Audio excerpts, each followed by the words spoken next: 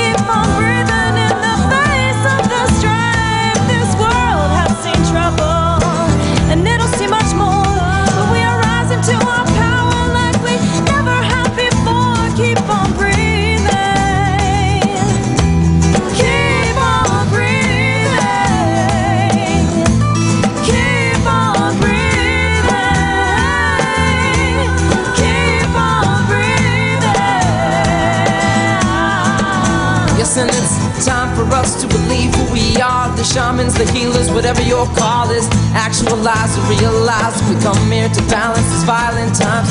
Warriors of peace, ambassadors of love, always staying centered when push comes to shove.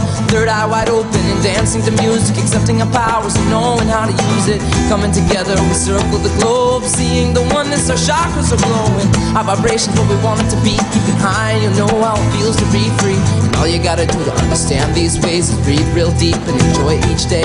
Work selflessly with others and we'll all survive together. Tomorrow is now and there's beautiful weather, so breathe. Breathe in the air. Yeah, take a deep breath. It's everywhere. Heal my spirit, heal my body, heal my soul. Oh, I know who I am, consciousness spinning through sacred air.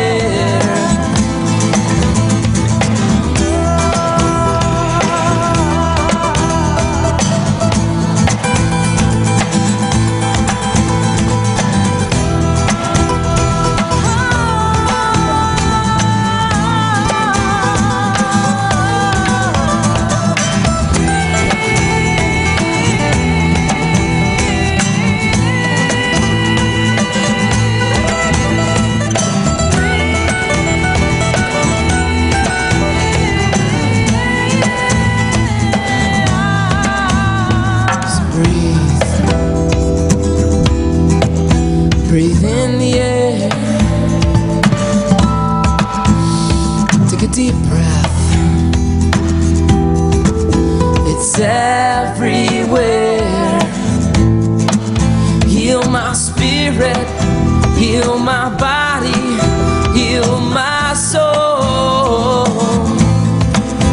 I know who I am, consciousness spinning through sacred air.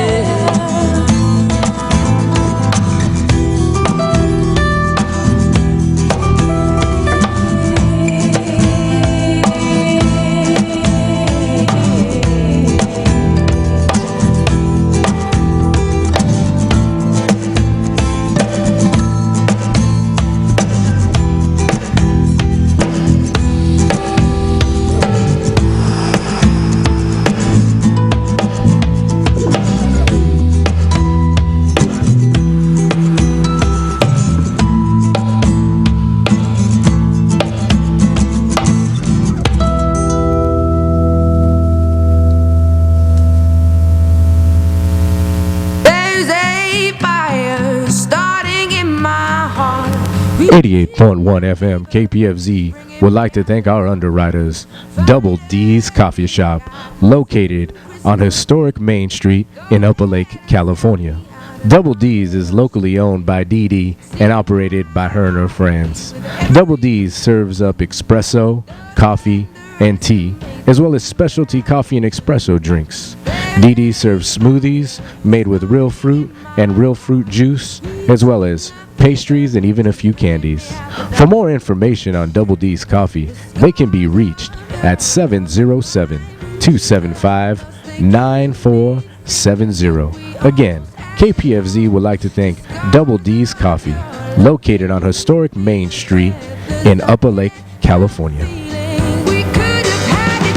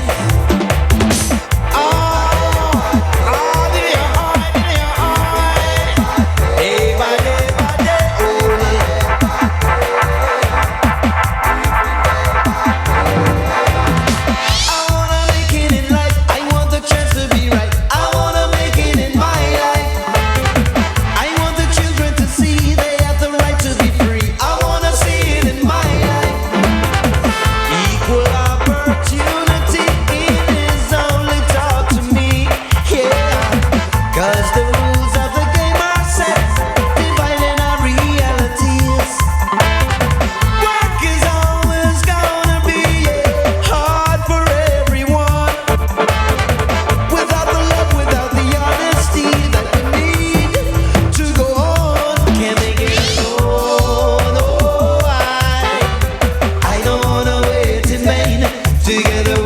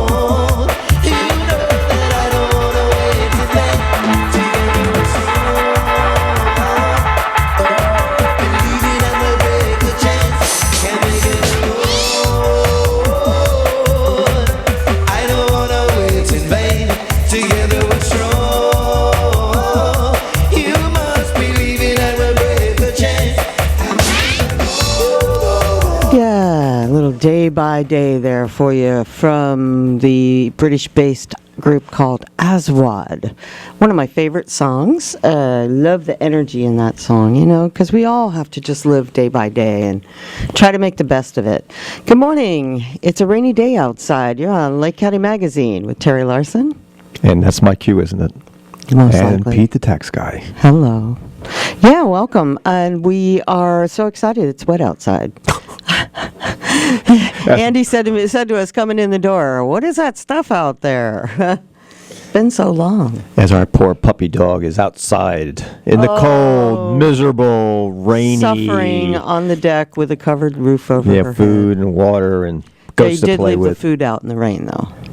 It's not raining that much. Well, it wasn't raining when we left the house, No, but we did wasn't. drive into it. And we had an interesting drive, didn't we? We escorted a new vehicle for Lake County. The new and latest armored vehicle by the Lake County Sheriff's Office. SWAT team. Theoretically, it's on loan from Napa, but it's basically a little tank that they have now that is operated by the SWAT team, and they drove it up to Kelseyville this morning from Lower Lake, and we followed right behind them. With a sheriff escort. I can only assume that we're taking it over to the high school to show it off to the kids there. I like to think that. You're fine. It must be your headphones. I can't hear myself speak. It's your There we go. headphones because the headphones are like all weird today. It's just not a good headphone day. It's the weather.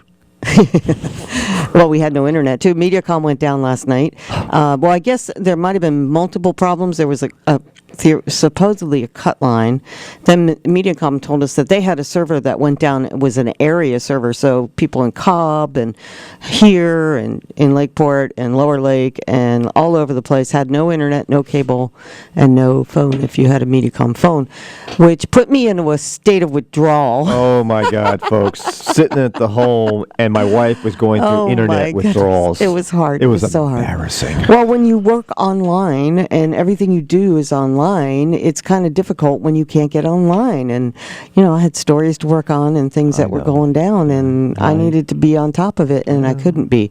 And doing it on my little cell phone wasn't any good And either. I had tax organizers I had to send out via emails to clients. Right. I couldn't do that either. But, you Right. know, the earth didn't end. No, and actually it was kind of nice. But you know what? Here's the thing that annoyed me the most. Besides me. You never annoy me, do you? Yeah, I do. Come on, you're All the right. best. Yeah. Well, maybe a little. But anyway, the thing that annoyed me the most was the clickety-clacketing noise that the keys made on both of our laptops as we're sitting there clickety-clackety doing the work that we could do without being online. And it made me realize why when we put the TV on, it's really a background noise situation. Covers up the clickety-clack, yes. Yeah, I mean, it was so noisy just listening to those keys pop. I couldn't stand it. So now I understand what my mental thinking is, because I don't really watch the TV when it's on. It's just there. And unless it's an interesting program or something, I'm just not paying attention to it. But it is drowning out the sound of... So now you know keys. how I feel when you are clickety-clacking on your keyboard at 20 miles an hour, and I'm like, really? Yeah, but with the TV on, you don't notice it as badly. I hear the pounding of the keys. You do you? Oh, when I'm really in my... And you wonder why your laptops don't last. I am hard. You know, the left button on this thing already is I don't want to whack. hear it. It works fine, but it's leaning a little from being left. You like, you too have to be much. more gentle on the keyboard. I can't. These do it are any way- throwaway computers. That's the way they build what they things these days. So you I have to- can't do any more than I'm doing. Well, just be It's gentle. hard enough for Be me a- just to be able to be functional. be a much female, less be gentle, will soft you? and gentle. Yes. I married Look, a I grew up with three brothers. I don't know how to be a female. I My mother married never a taught me. beautiful, loving wife that can be extremely feminine when she needs to be. And you need to practice that trait when you're working your computers. I'm not wired for that. With three brothers You're and just wired. growing up in male-dominated industries all my life, I am not the female's female. Yeah, whatever. We got somebody leering at us from outside the door. He's just the boss. I know. Hey, Andy. We haven't been kicked off the air yet. No, but we sure have had some complaints.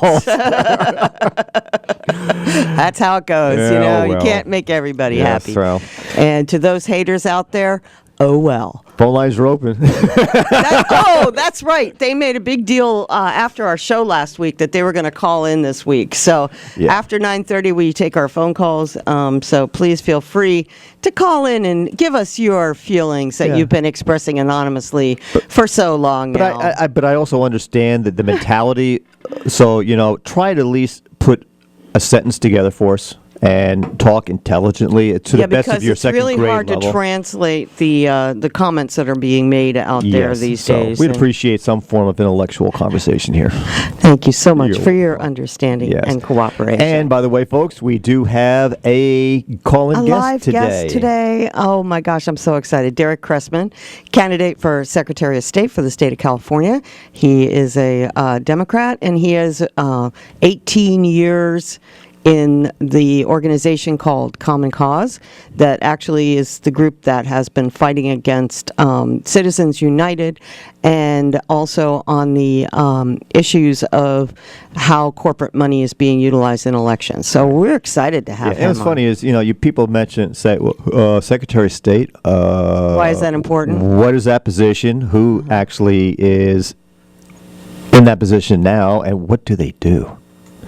Now, for what I do for a living, I deal with the Secretary of State a lot because that's where you register your businesses, corporations, LLCs, Well, and stuff. according to his plan, he wants to streamline the whole thing. Thank goodness. And I'm so excited because we have been doing business in the state of Arizona, and we're used to the way they do things there. And everything's so much online. easier. You can do what they call money accounts, where I can deposit money into the account, where then I just have to fax or email. Well, what about information registering out. a trade name? I mean, that's like a $10 thing. You do it right online. Right, you have all that registered with no problems. You don't have to schlep down to So those are some of the conversations Sacramento. we will have. Yeah, so we'll get into that gentlemen. later. Yeah.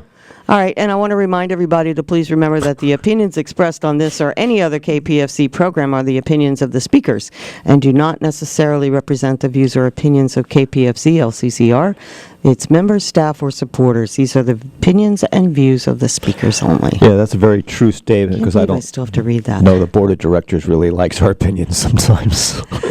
A lot of people sometimes don't like our opinions, but a lot of people do. So That's very you know true. what I That's say? why You we're can't here. Please all the people all the time. But it's my goal in life to make everyone happy. Is it? No, it isn't. No, it's not. Don't lie.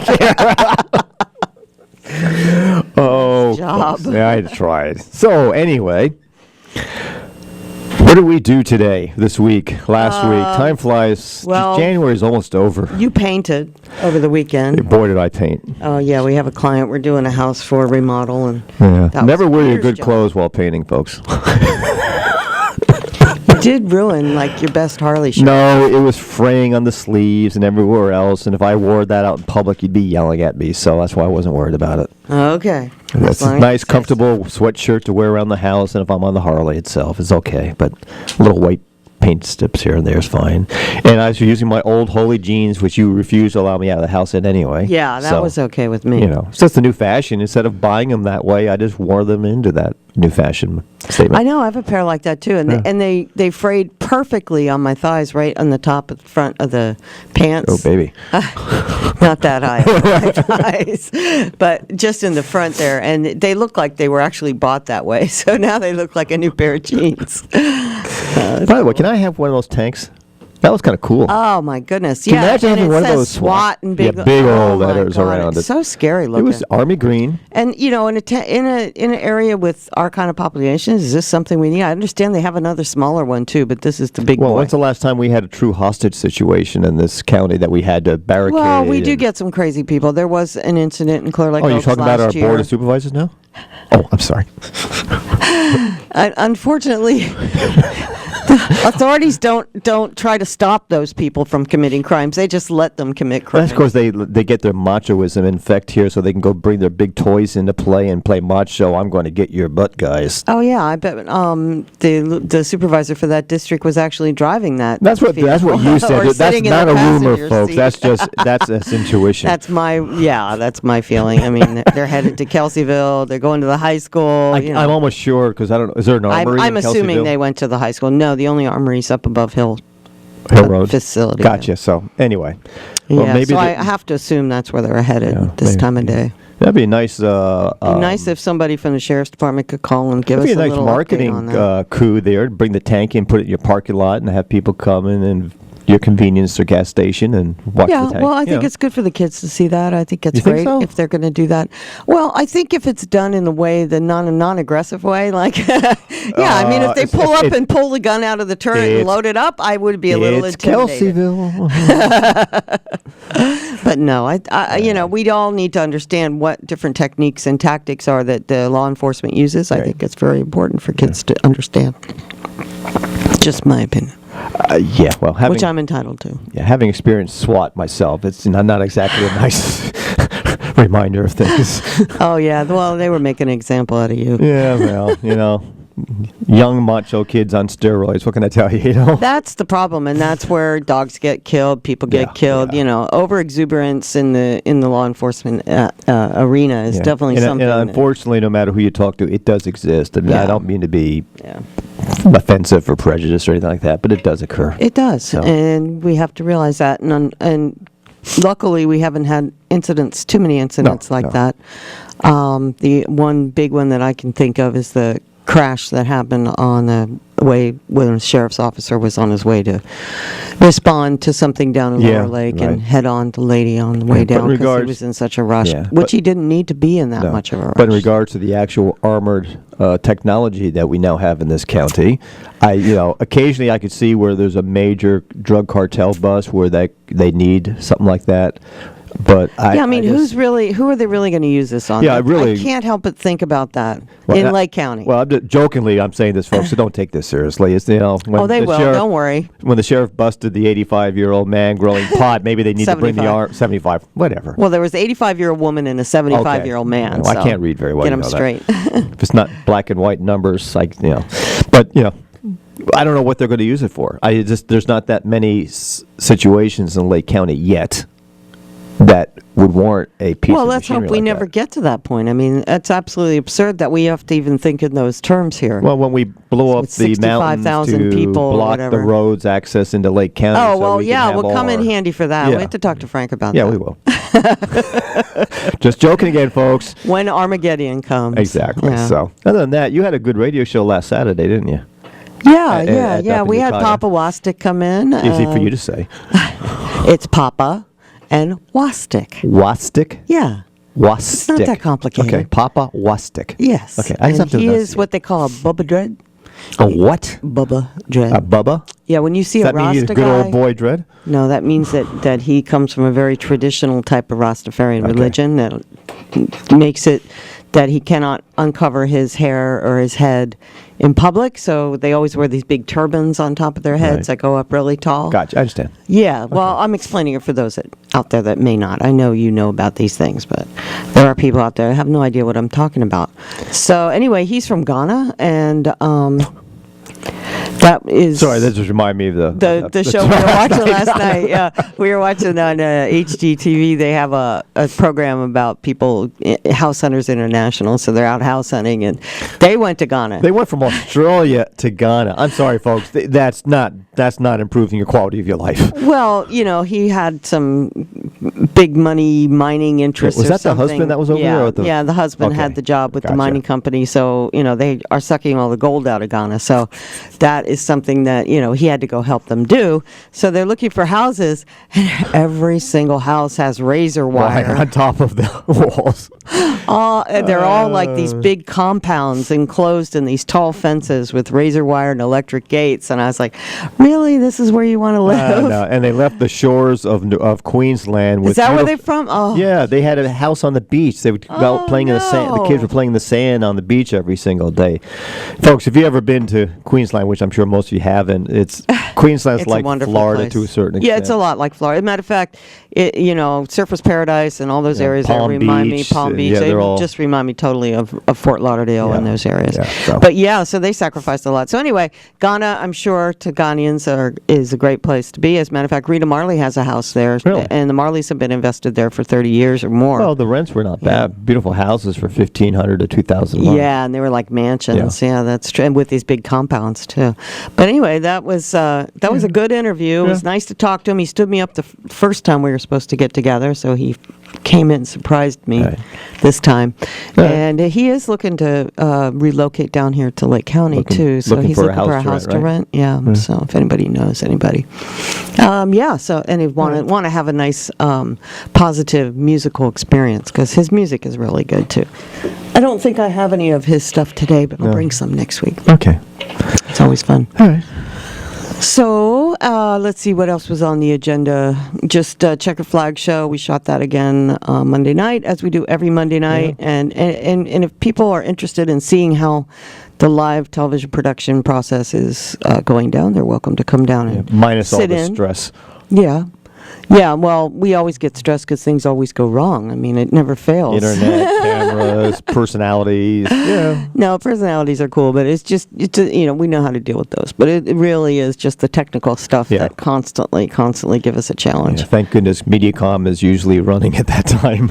Yeah, and it's actually, I think, a low time for them at that hour of the night, too. So. Monday evenings. Yeah, but they have a TV channel that they stream it to, and then it's replayed on Channel 8. And to folks, this is, it sounds silly because it's little old Lake County with a little old internet TV station going on. And, the Checkered Flag Show by Ace Naylor, he has developed that last week. They had over 60,000 viewers of his show nationwide. 60,000. I would die to have 60,000 people watch me. But then That's pretty intimidating. It's amazing because And he has a nationwide audience. Obviously, it's not 60,000 here. of course not. But the point is, though, it's with very little publicity, very little marketing and advertising per se, nationwide. I mean, no one can afford to advertise nationwide. Coming out of our little situation, and this gentleman has developed this TV program over the internet. He's attracting 60,000 viewers. That just amazed me. Sorry. It is. It's pretty amazing, isn't it? Yeah. I know a lot of people here locally who are trying to do things. Would love to have 60,000 people view. Mm-hmm. Not that he's on the air yet, but, Yeah, well, it's good because we need the exposure here in Lake County, and it's nice that someone like Shannon is doing this type And of honestly, thing. we do mention Lower Lake and Lake County multiple times during the show. Sure, and plus he's got local sponsors, and he's also bringing in a lot of attention to an area that we don't have TV here, and there's been threats from different places that it's going to happen, but we still haven't seen it yet. So, what's nice about his show? And to folks, this is his show, not ours. That's why we're talking about it, just to clear the air on that, is that he has a guest every show, be it call-in or live, and people will travel from around the state to come up, and out of state to come up here and talk to him for a half hour or 15 really minutes. impressive. And what's very impressive to me is that except for one or two people who've been around for a long time who've established racing in their bloodline, these are all young children. And children to me, they're in their teens or young adult, and they've been racing their whole lives, and their families got them involved and supported them. And here's the youth of our nation participating in a sport where they're hands-on, where they've learned how to break down their engine and rebuild it, how to set their car properly for the different types of tracks, and be it asphalt or dirt or short or long. And here's a good, positive. I'm trying to say a positive approach to their lives in dealing with the racing and being part of the pit crews and the driving and everything else. And this is really a great thing. Well, there's a huge youth faction in racing, both male and female. And we did also want to give our condolences to the family of Ronnie Dikersey. Oh my goodness, I'm not going to get the name right. Little Ronnie passed away from a brain tumor, and we do send our condolences out to the family. But he was a big racer as well. He was involved in racing, I believe, and his father has also been involved in the racing, and it's a big thing here. Ukiah Speedway, Lakeport Speedway, they draw large crowds of people that come out, and they have a lot of youth that are driving these vehicles, and they're huge, fan base and everything else. So we give kudos to Shannon Ace Naylor for stepping up and doing the show. I started working with him back in 2010.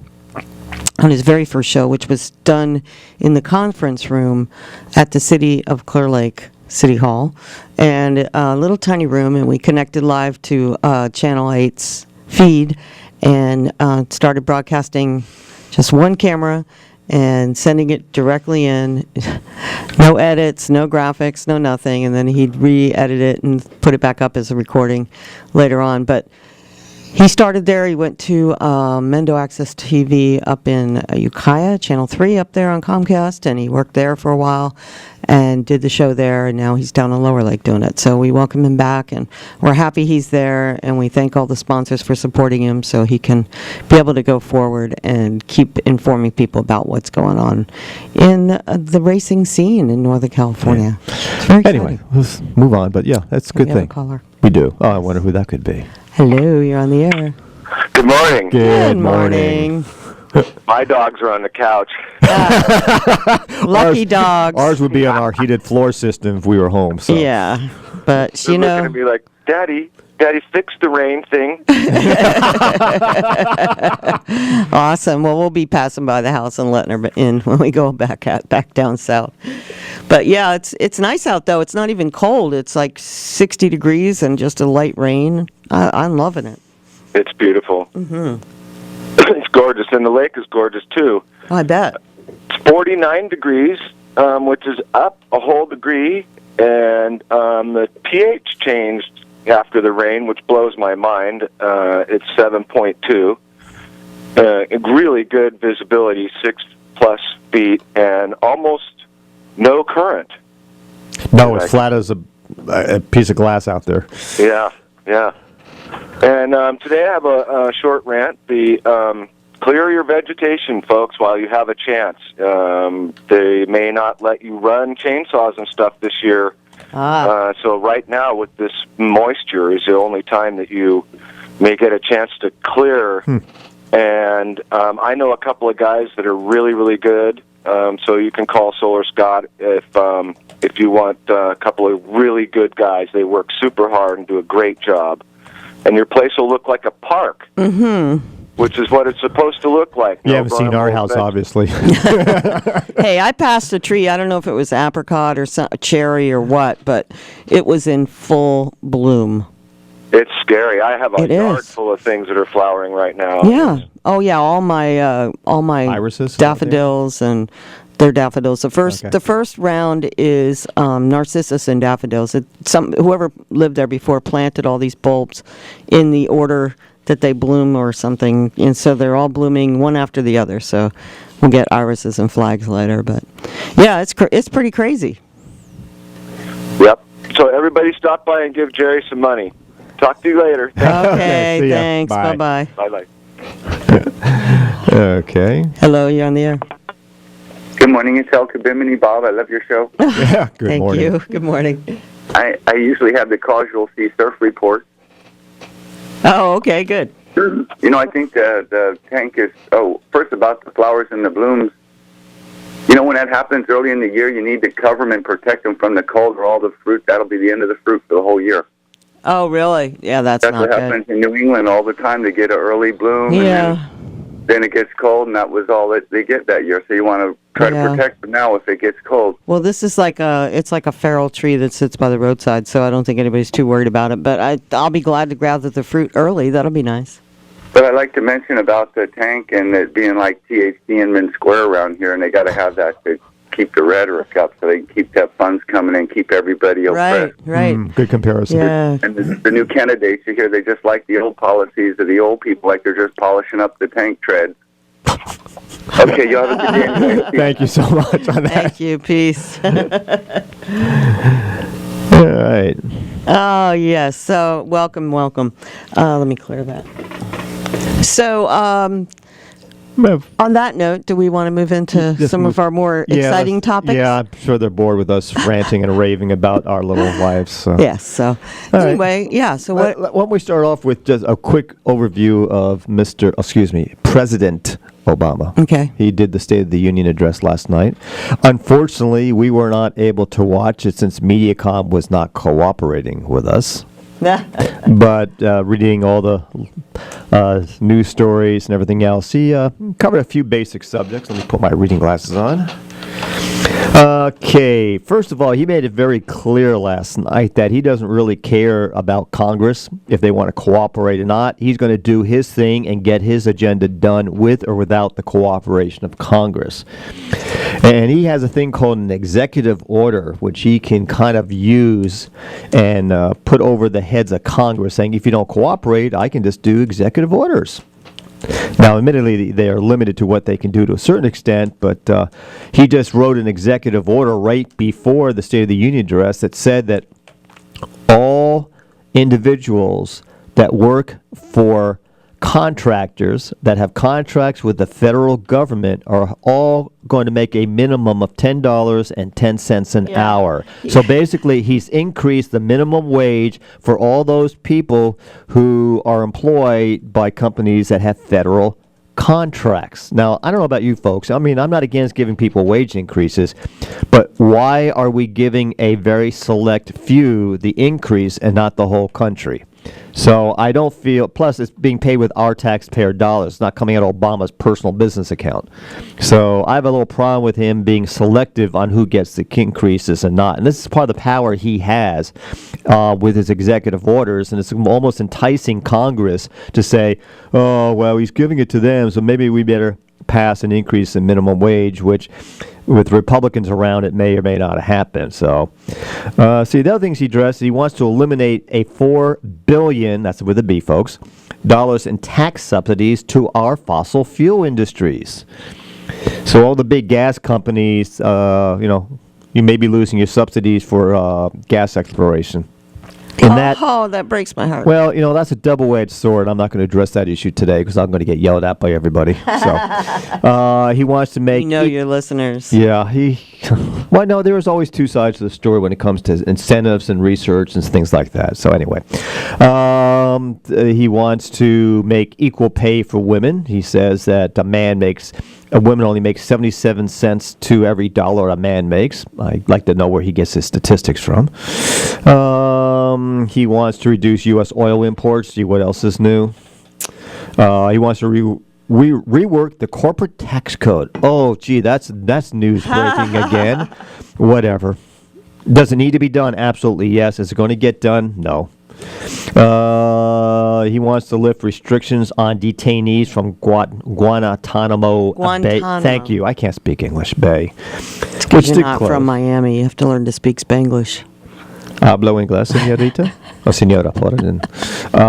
And then last but not least, as I mentioned before, he does want to increase the minimum wage, but the Republicans are against that because they think it's going to affect small business owners.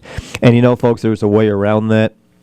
Very simply, that if you are truly a small business owner, they could have a tiered level minimum wage, where if you are a small business owner where your sales are $100,000 or $200,000 a year or less, and you only have 1 or 2 or 3 employees, you could have one set of minimum wage.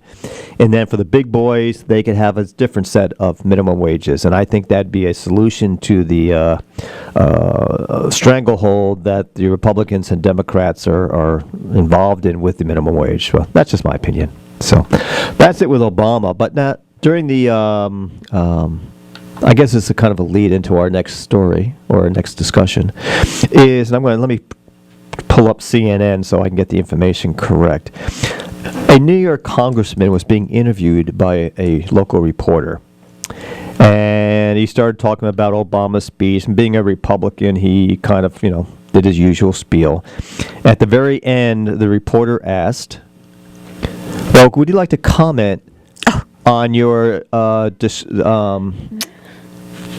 illegal use of funds in your campaign or your coffers or whatever it might have been?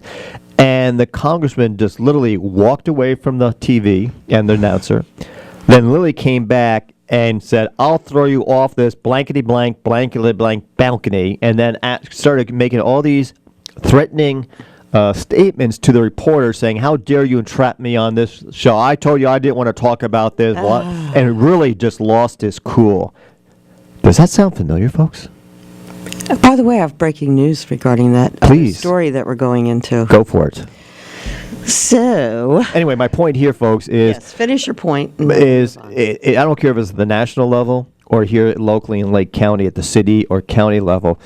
When are politicians going to finally realize that they're not the God Almighty of this world, that they're just normal human beings paid and elected to represent the citizens of the country or the city or the county or the state? And I'm sick and tired of these attitudes that they're holier than thou. Whatever happened to the term public servant? And thank you. And that's exactly what happened yesterday at the Board of Supervisors meeting. But go ahead into your... Yeah, well, prior to that, actually, I believe it was on January 24th, a lawsuit was filed by Bob and Jan Sanders against Lake County Supervisor Rob Brown, his wife Kim Brown, Lake County Bail Bonds, American Contractors Indemnity, MTC Financial, and any and all persons known and unknown claiming any legal liens or interests in the property located on Buckeye Street that Rob Brown claims to own. Okay, this whole thing has been going on, for quite a while. Most people are aware of what's been going on. There was a bond that was issued on the Sanders son that was agreed to by Jan Sanders' mother, Betty Welch, and she basically signed a contract saying that they would give Rob Brown like $10,000 for the 10%, I guess, on the son's bail. So they paid that. They agreed to that. The bail was paid. The young man was let out.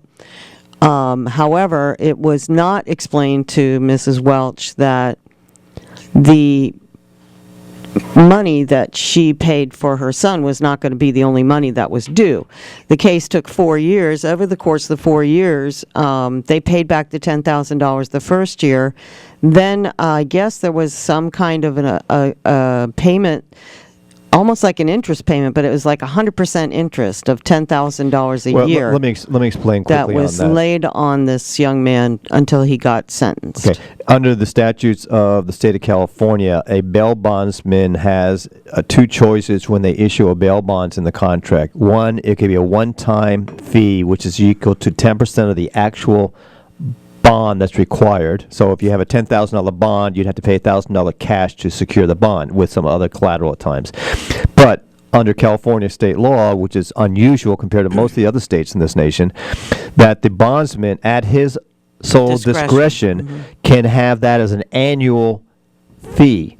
So as long as the bond is enforced after 1 year, he could state that another 10% would be due and collectible. Each year that he did. But before he usually goes to anyone with prison. any type of ethics in business would state, this is the type of bond I have. Do you want to accept it? Yes or no. Here's what it's going to cost you: 10% 1 year, 10% year 2, until the case is closed. Or until the And bond is actually Mrs. nullified. Welch, who was the at the time, her daughter and son-in-law had been making payments on the house, which was part of a 4-lot original parcel. One lot was sold. They had 3 lots where Mrs. Welch lived in one in a single wide.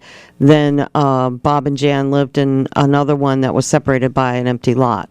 So the original trustee's deed gives the address of Mrs. Welch's single wide. The contract, according to Lake County Bail Bonds, supposedly stated that the house was actually the house that the Sanders lived in. And so there's no document yet that has surfaced that shows Mrs. Welch's signature, because she's the one that took the bond out, on any document stating that, number one, she knew there would be a $10,000 a year fee, and number two, that she gave the house to Mr. Brown that was the address of the Sanders. So those documents, according to the attorneys and everybody else, have not surfaced. There was a fire that happened at the attorney's office last year, coincidentally, a month or two after this whole incident with Mr. Brown went down. And just to finish off the incident, what had happened was, because the Sanders themselves were maybe not aware that this payment was going down or due. The house in that Mrs. Welch lived in was foreclosed on. They never took possession of it. No one ever notified the Sanders that their house was being foreclosed on. And then Mr. Brown showed up one night at 9:30 p.m. to tell them that he now owned their house and that they'd have to start paying him rent. Well, they took Mr. Sanders out of his bed to tell him that. His wife, Mr. Brown and Mrs. Brown were there. And when the Browns came in the gate, the pet Labrador of the Sanders came up to Brown to greet him. And Brown slammed him so hard in the head that this dog started having seizures shortly afterwards. And about 3 months later, he actually died. So he takes the dog and hits the dog, and then he heads to the front door. Jan answers the door. It's 9:30 at night. Bob's already gone to bed. So she goes and gets Bob after Brown tells them that he now owns their house. And Bob comes out in his bathrobe and slippers and says, what's going on here? This is, it's too late. We don't know what's going on. You need to come back another day.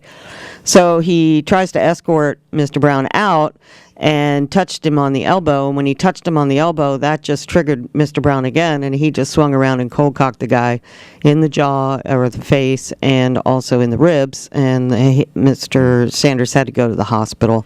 And they had all that documented that there was injuries as well. So that started a whole war, basically. Because Sanders even said, I was going to sell you the house back, but now I'm not going to do nothing. So they went to court, and I guess because they missed a court date, the Sanders missed a court date, they thought they had 10 days, they only had 5 to respond to this thing. And so subsequently the judge awarded the house because it was by default. So now they've started a civil suit, and this suit is charging Mr. Brown, accusing Mr. Brown of assault, fraud for the illegal transfer of the deed. There was also a loan on the house through Bank of the West. Yes. And that mysteriously disappeared as well. Even the head of the loan department in San Francisco could not explain how this loan disappeared that the Sanders owed for their legal fees and other such things that happened. And they also have a document from Mrs. Welch saying that they had been purchasing that house since 2007, I think, and had paid it off, and that they had been making payments the whole time and that the property was paid off. And it was owned by the Sanders. And the Sanders actually had an incident where a tree fell down on their single wide that was there, and the insurance, which was in the Sanders' name, required that they had to show ownership of the home in order to pay for the replacement home, and they did show ownership.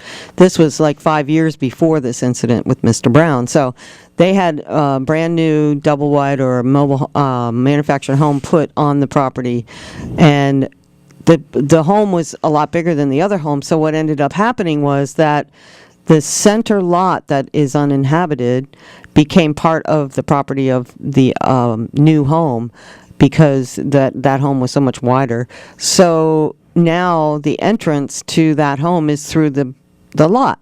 So in the first part of January, they got an eviction notice, and they moved into the place across the street that was actually lived in by the witnesses who watched Mr. Brown hit the dog and saw Mr. Brown hit Mr. Sanders.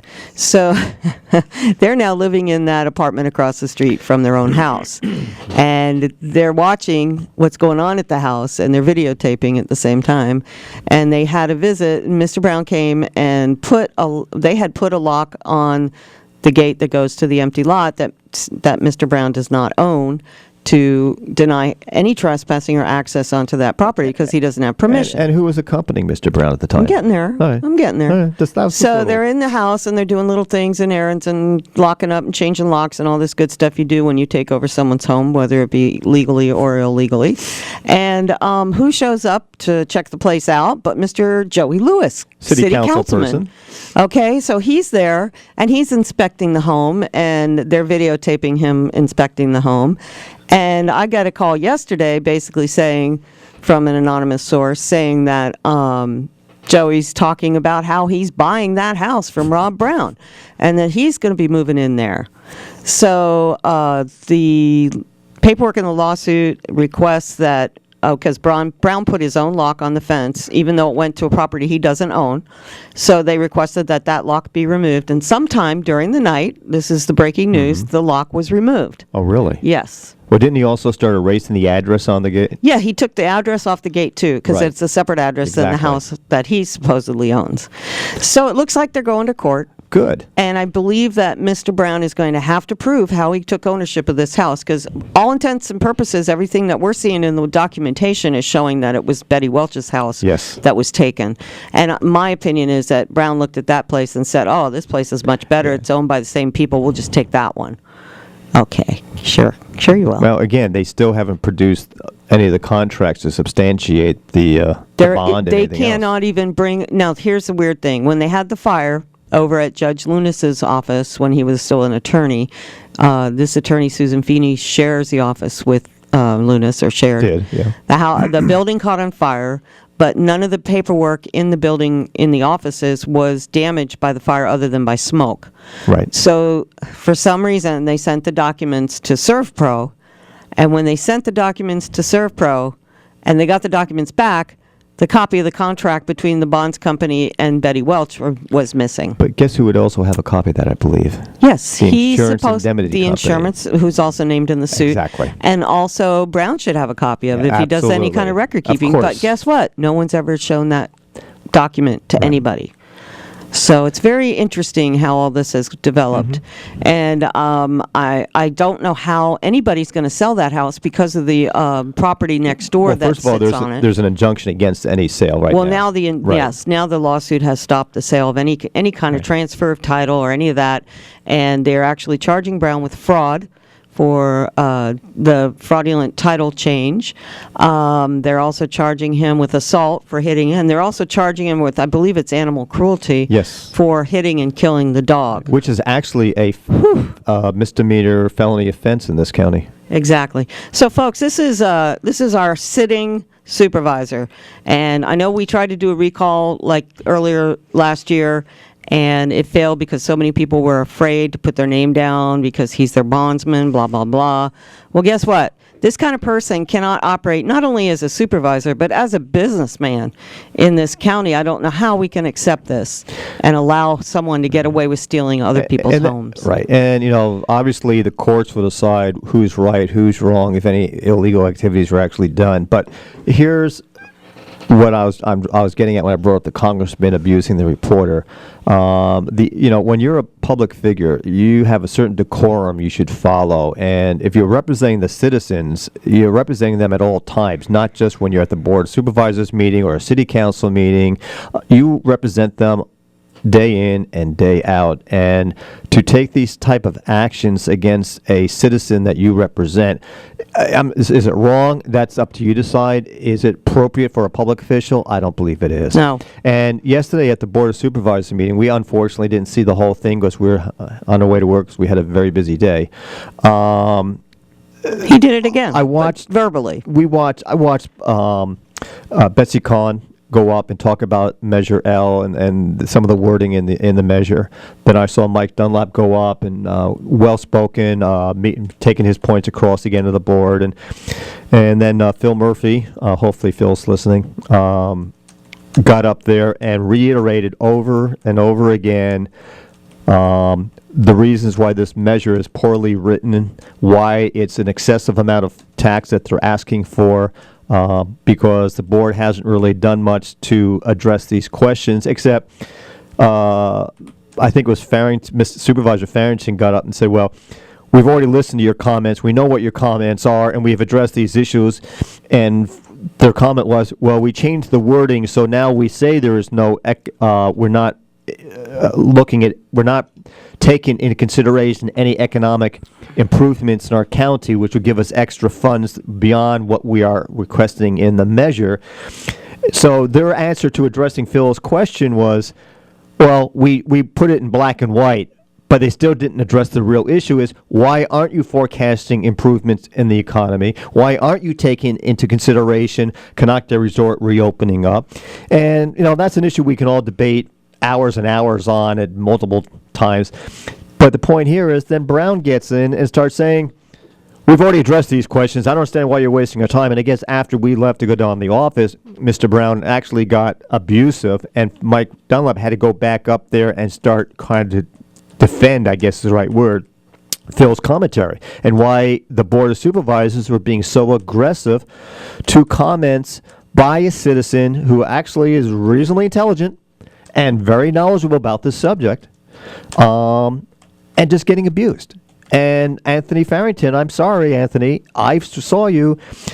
Yes, Phil kind of cut you off a little bit because you were kind of disputing what he was saying, but for you just to be arrogant and rude about the whole scenario is not necessary. I'm sorry. That's his mentality. Because, I don't care. Look, we got to keep it on a positive level, but the bottom line is certain people think they're above the law, as we saw with this senator that was almost attacking a reporter earlier this morning.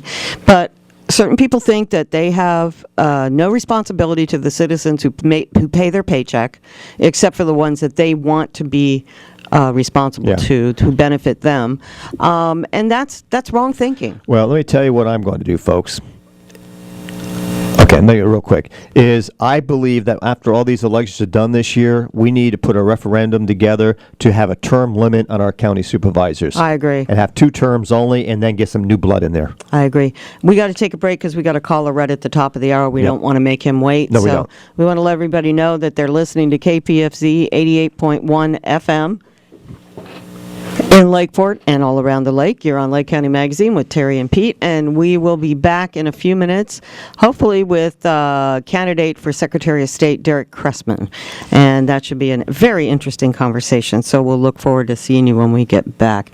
In the meantime, we have something here for you from I want to get this guy's name. He's one of my favorites. Limey Murray, they call him. Limey Murray? Was he English? Well, Limey, Limey's like, Limey is English. Yeah, I know. You're He's a Limey. I guess he thank is. you. He might be from the Caribbean. Anyway, we'll be back in a few. This is Lake County Magazine. Stand by. Yo! Whoa, whoa, whoa, yeah, yeah. Pass the water crackers. Whoa, whoa, whoa, whoa. Ready, Bobo? Wake up, wake up, wake up. Now, children, get up, get up, get up. Live up, live up, live up. Now, people, stand up, stand up, stand up. Yeah. Wake up, wake up, wake up. Now, children, get up, get up, get up. Live up, live up, live up. Hey, people, stand up, stand up, stand up. Plant the corn, Mr. Farmer Man, make it grow with the flock on it. Load the barn, Mr. Reaper Man, full it up a good cali. See if you plant good seed, good food you are gonna reap. From the root up to the stem, I don't care what they do to you. I say you're standing in the lion's den. Well, yeah. Wake up, wake up, wake up. Hey, children, get up, get up, get up. Live up, live up, live up. Now people, stand up, stand up, stand up. Aye. Wake up, wake up, wake up. Now people, get up, get up, get up. Live up, live up, live up. Now my people, stand up, stand up, stand up. Aye. Hey, don't let Babylon get you caught up in a them confusion. Don't you desire to be like them? And don't let Saddam get you over yourself. Know that you got to stay your course. Discontent is a monster, I'm telling you. No easy way around. The people living with this real frustration upon this lava ground. I tell them, wake up, wake up, wake up. Now children, get up, get up, get up. Live up, live up, live up. My people, stand up, stand up, stand up. Wake up, wake up, wake up. Now children, get up, get up, get up. Live up, live up, live up. Now children, stand up, stand up, stand up. My go boy. Oh yeah, yeah. Oh yeah. Plant the corn, Mr. Farmer Man, make it grow with the flock on it. Load the barn, Mr. Reaper Man, full it up a good cali. Cause if you plant good seed and good food, you are gonna misery. From the root unto the stem, yeah. And I don't care what they do to you. You're standing in the lion's den. Oh, children, wake up, wake up, wake up. Get up, get up, get up. Live up, live up, live up. Now people, stand up, stand up, stand up. Wake up, wake up, wake up. Now my children, get up, get up, get up. Live up, live up, live up. Now my people, stand up, stand up, stand up. Wake up, wake up, wake up. Wake up, wake up, wake up. Yeah. Wake up, wake up, wake up. Wake up, my people, stand up. Oh yes. Wake up, wake up, wake up. Get up, get up, get up. Stand up, stand up, stand up. Live up, live up, live up. Stand up, stand up, stand up. Yeah. Wake up, wake up, wake up. Ah, yeah, yeah, yeah, yeah. That was on the microphone, by the way. Hello there, folks. Welcome back. We're back. And we say, wake up, wake up, wake up. It's time to start checking reality. A lot of people out there living in a fantasy world, thinking they're bigger than they are. But that's okay. We know who you are, and we know where you're going, so it doesn't bother us at all. We're going to take one caller who has a comment on what we were talking about earlier, and then we're going to go on to Mr. Cressman, and the caller has promised it'll be short. Hello, caller. You're on. Hey, it's Leszek. Hey, the word fantasy is very gentle. That's very ladylike of you. Well, thank you. I'm a kinder, gentler me. Yeah. Well, I think you're capable of going a little bit further, but we'll just wait on to that. You know, I'd just like to make a comment on, I guess what we'd have to call is the systemic sickness that we have in our trust of politicians and power that we give them, mainly financial, which seems to be the root of it all. But there used to be a comment that was aired an awful lot in old Athens, where this game of democracy, had its roots. And that comment, I wish I knew it in Greek. That'd be really impressive, but no one would understand it. Yeah, don't scare you out of the studio. But anyway, it was the comment was basically that power corrupts, and absolute power corrupts absolutely, which means that the higher you go in power, the less you're accountable. Yes. And if you're not accountable, even the best of us have nothing to really regulate us. And the powers that be, whether it's the judges, politicians, and that, have arranged things so neatly in the last 100 to 200 years that they're inscrutable, that you can't touch them, and that they have a lot of money. Right.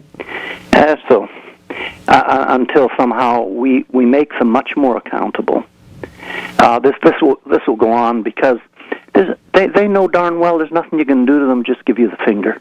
No, and this is why we need to have quality people running for their positions, so when election time comes, we have a quality candidate available to us that is not yet corrupt, and also be able to make sure that everyone goes out and votes. I'm telling you, that's a very good place to start. Yes. But again, without rigorous system of accountability. Oh, yeah. Even the best of them, for some reason, if they're left with the cookie jar open 24 hours a day, over a period of time, our poor little human souls just can't resist. And you're absolutely right. Human nature. The human element, that's what ruined socialism and communism, because there's no way that people could equitably share everything that is out there. They wanted more for themselves, and it brought everything down. We just have to face it. Any one of us that bears the yoke of power and responsibility, and we can live behind the doors of law, and we can use private tax money to use the police against the people that sponsor them, is going to eventually, you know what, they're going to use it. Yep, absolutely. That little tank, gee whiz, I wonder what they're planning. I think they're going to get you, the tax guy, there. Trust me, they're all out there. They're all after me anyway. Find something to justify that thing's presence. Exactly. It's us, believe me. We're public enemy. What can you say? Okay, sir. Thank you so much. I thank you guys for your good work. Bye-bye. Thank you. Have a good day. Bye-bye. Hello, Derek. Sorry to keep you on hold a little longer than expected there. Whoops. Hello. You're with us now. Yes, good morning. Great to be here. Good Yes, morning, sir. Good morning. Yeah, that caller just was really right on with his comments. And as a person in the public forum as yourself, I guess that kind of does mean a lot as well, because the Secretary of State position is very powerful and has a lot of opportunities for people to get off the beaten track and do the wrong thing. So we feel good that you're going to go for it. Well, I'm glad you do. I am running because I agree with the caller that we need to be holding politicians more accountable than we are. And the beginning of that process is voting. And unfortunately, right now, here in California, we rank 48th in terms of all of the states around the country in terms of voter participation. Oh, wow. And Yeah. we can do a lot better than that. And I don't think that it ends with voting, and you need citizens to stay involved and stay vigilant after Election Day. But we need to turn out initially and vote for people that are willing to shake things up a little bit if we want them to listen to us. So I've been working on voter participation and voting rights and working to get big money out of politics for the last 19 years with good government groups like Common Cause. And I'm running for Secretary of State because we're really, I think, actually on the verge of making some big improvements that will get more people involved in our political process and will start to hold our elected officials a little bit more accountable. Yes, we need to. So let's get the subject back onto who Derek Cressman is. I know Peter has a bunch of questions for you. I'm just going to kind of paraphrase off your website that you have spent 18 years fighting for fair elections, helping to expand democracy and more transparent government. Woohoo! We are trying so hard to get that here. You have served as Vice President of State Operations for Common Cause, which was one of my favorite organizations. We have a big organizational group here that supports all of the anti-Citizen United type things, and they've been making a lot of strides here, opening up people's eyes. And you also held the positions of Western States Regional Director and Assistant Director for Election Reform. So you have a lot of experience in dealing with elections, so this should be a no-brainer for you, huh?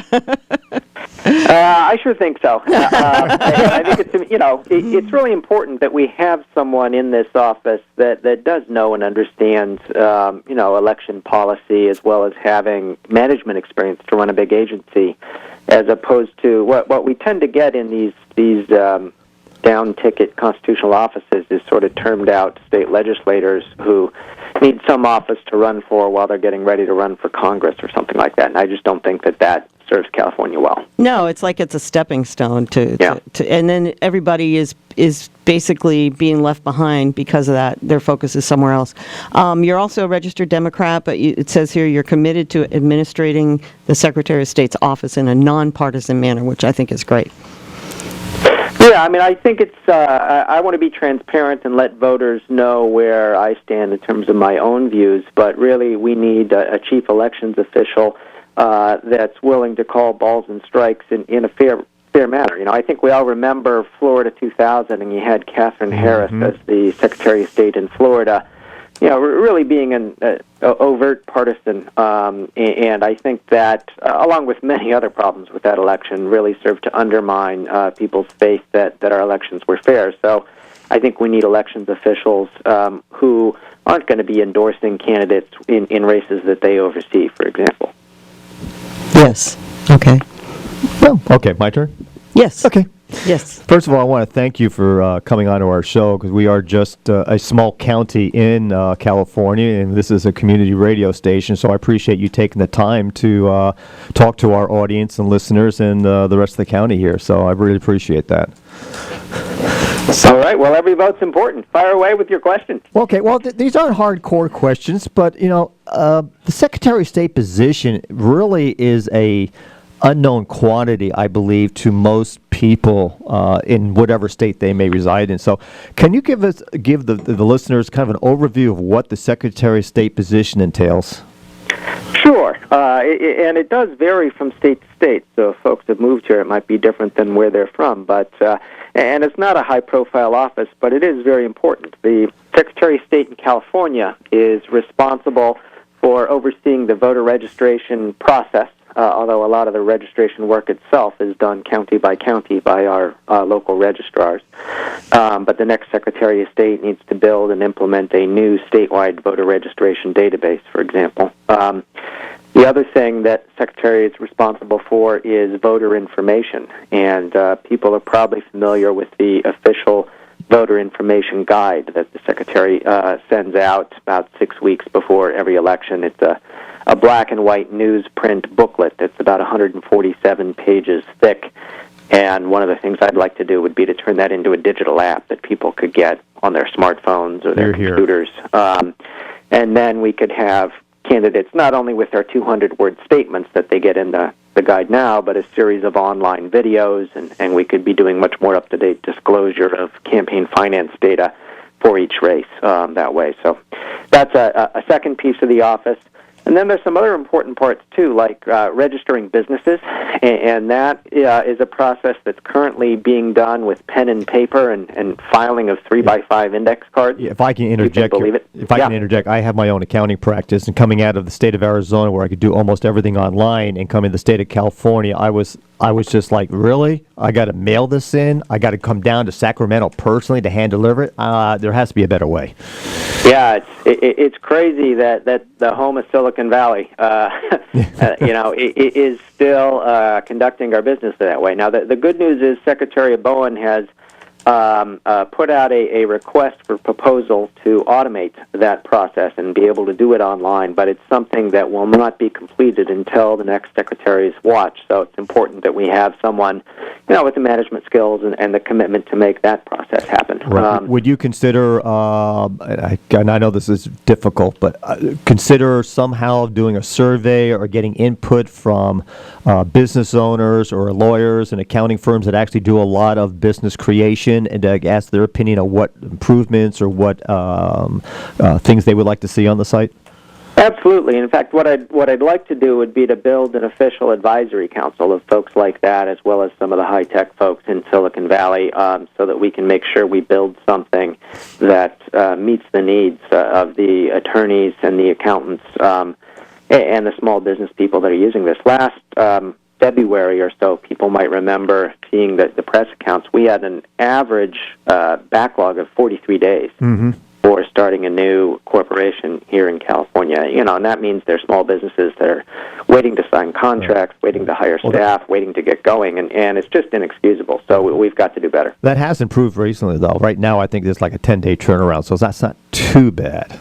Right. It has gotten better because the state legislature restored some of the funding that it cut during the budget crisis. And so Secretary Bowen was able to staff back up and having staff manually keyboard in this paper backlog that we've got. So she's made progress on reducing that backlog, but the next step is to automate it so that we're less dependent upon that manual process in the future. Okay. Now, this is obviously an elected position. Who do you actually report to? Who is the boss of the SOS? Voters of California are the boss. They elect that position directly, and so the secretary is directly accountable to the voters. Not the governor, not the county registrars or anything like that, but it's a position that's directly accountable to the electorate. So it would be fair for me to say that you work with the governor and the other heads of the departments, but you actually work for the citizens? That's correct, and the people that you work most closely with are the county registrars and city clerks all across California, who are also, independently elected or appointed. They're not directly accountable to the Secretary of State, so it really is a bit like herding cats to get these local election officials who are often understaffed and under-resourced and giving them the assistance that they need as well as the oversight that they need to administer our elections well. Right. So if someone had if someone had a complaint or a concern over a county registrar, would they go to your office to voice a complaint? Yes. and there's an 800 number hotline that the Secretary of State's office has for that. That's particularly important for people to be using on Election Day if they are experiencing problems at a polling place. Interesting. Okay. The other concern I have, and I didn't even realize the Secretary of State had this responsibility, if I'm reading all the information correctly, is that my biggest bugaboo at election time is not necessarily the abundance of money that flows into to elected officials' coffers for campaigning, be it PAC or otherwise, but it's the measures that come on the ballot. Recently, last election, we had the food labeling measure, and the abusive ads or the misleading ads that occur on the radio and the TV. Does the Secretary of State in that position have some type of control or oversight of that? Yes, in a couple of different ways. One is the ballot measures are part of the official voter information guide that I mentioned before. And so one of the things that I'd like to do in upgrading that guide to a digital format is we could give each side of each ballot measure a series of online ads to make their case and speak directly to the voters at no cost to them. The other important thing about the voter's guide that's different than TV ads or direct mail is we do have a standard that they cannot be outright lies. And so there is a process in place for the current voter's guide where if somebody is completely misrepresenting the facts, you can challenge that and correct it. And that same process would apply to a digital voter's guide. So that's one thing that we can do to improve things. And then the other thing is making sure that voters have better information about who is funding the ads and the attacks. So people might remember also in the last election with Prop 30 and Prop 32, there was this secret $11 million that came into those ballot measures from this Arizona group. And I was the guy who filed the complaint at the Fair Political Practices Commission that 10 months later led to two organizations tied to the Koch brothers getting fined more than $1 million for illegally laundering their money. So as you couldn't follow the true source of that. And that's the kind of thing I'll keep working on as secretary so that we at least can have a better understanding of who's funding the attacks like we saw in Prop 37. Right. Do you have, does that office have the ability to fine companies or individuals for violating campaign law? No, that role is really done by the Fair Political Practices Commission that enforces our campaign finance laws. The Secretary of State's office role is in doing the disclosure and maintaining the online database for voters to be able to follow the money. Okay. It's interesting you're talking about this because I personally, until I started looking into your resume and getting into the non-business end of the Secretary of State, did not realize that was the the responsibilities of the Secretary of State. So that is, to me, is interesting. Okay, you have other candidates running against you. I believe two of your opposition are currently state senators. Yeah, that's right. There are two other Democrats running who are both in the state Senate. They both joined the Elections Committee in 2013 after being elected to the state Senate in 2006. So I'm glad that they did that, but my feeling is that California would be better served by someone who's been working on these issues exclusively for almost 2 decades as opposed to working on election reform issues for the last couple of years while also working on, state senators have to be knowledgeable about dozens and dozens and dozens of issues. So rather than just focusing on voting rights and campaign finance reform, they know a little bit about a lot of things as opposed to a lot about the specific. So what I'm hearing is that you have a tremendous amount more experience specifically to the duties of the Secretary of State than the people that are running against you. Yeah, I think that's right, and I think everyone pretty much agrees on that in this race. The real question is what they have experience in doing is raising money and making speeches and the business of being elected. So that's my challenge as a non-career politician. I think you just took the words out of my mouth. You have not run for office before, have you? No, that's right, and I think it's particularly important from an election administration point of view that we have a real elections expert in this office, but it is a different type of candidacy than people who've been running for office since they're 24, for example, as one of the other state senators has been doing. So that's the challenge, but I'm confident that if voters take 60 seconds to examine this race and look at the qualifications of everybody running, that I should win this handily. I think that's probably a good assessment, and I would look forward to seeing someone come in that office who really has an understanding of what is necessary. Having the experience that we've had with Peter's business and working with the Secretary of State in Arizona, where we can go online and we can get trade names for $10 online. And they actually have what they call an MOD account, which is money on demand, and you just deposit $500 or $1,000 into the account, and then you can either when I was there, you could actually literally just fax down the paperwork, and 2 days later you get it faxed back to you with an approval. Yeah, I mean, instead of like right now, we have to schlep all the way to Sacramento, and that's a 2.5-hour drive from here, and file the paperwork in order to get it done in a timely manner. Otherwise, it's going to take us weeks and weeks and weeks. So it'll be nice to have some streamlining there, Yeah. And this is and we can get that done. Yeah, and this is a personal issue, I should say, on behalf of my clients, is that the expediting fees in the state of California are absolutely ridiculous and excessive. I'm sure it's a huge income maker. In Arizona, it's a $35 fee to expedite the filing. So instead of taking 2 weeks, it'll take 3 days. Here, it's anywhere from $250 to I think $500 to expedite a filing. Do you feel that might be excessive? I do think it's excessive, and if we had a process that could be done 3 days routinely, you wouldn't need any expediting fee. Good answer. So that's really where we should be getting towards. Okay. And part of it is the problem of the whole state faced this serious revenue crisis in 2008 and 2009. Well, now you're going to get into my own personal viewpoints about abusiveness with taxpayer funds going into the government coffers and how they're properly utilized or not utilized correctly. But I just don't. Well, and part of the problem is these expediting fees that you're talking about, and the standard registration fees that businesses are paying should have been used and dedicated for the process of the business registration. And what happened is the legislature rated them to use for things in the general fund. It sounds like Social Security. Sounds like Social Security to me. Funds being rated. So we've got to do better. Right. All right. Yeah, definitely. That's the key. We got to do better. And thank you for being willing to put your life out there to help us get it figured out, because we just need to have something that's functional that people can work with. We'll see a lot more business development and things, too, if we streamline the system, make it easier for people as well. And just getting people out to vote. I mean, that in itself is another huge, huge thing.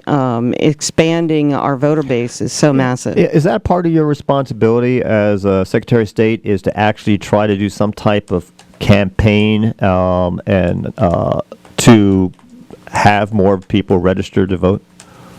Yeah, the Secretary serves as the chief elections official of the state of California, and I think that inherently implies that you need to be both building the systems and infrastructure to make that both secure but accessible and, not creating a lot of barriers to participation, but then also doing the outreach and letting people know that it's time to vote, that here's the information that you need to vote, and that it's important that you do that as part of your civic duties we can govern ourselves. Right. Do you have any ideas or programs you may implement that would actually get information out to the voters in maybe the rural areas, or I hate to use the word minorities, I just don't like that word personally, but to people who are maybe not as knowledgeable about the election process? That's a good word, thank you.